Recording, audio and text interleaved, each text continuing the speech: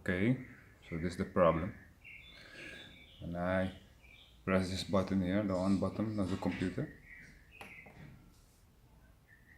Only two lights blink, but the computer don't go on.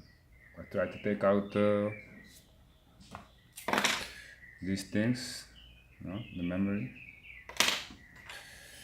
like how they show on the internet, how they go give a subscription for take out the memory, for that might work, but still not working. So if you can help me with this problem, I would be really happy because I really don't know what to do. I already changed the motherboard one time, so I don't think the problem is in the motherboard. So yeah, I really would like to know what the problem could be. Thank you.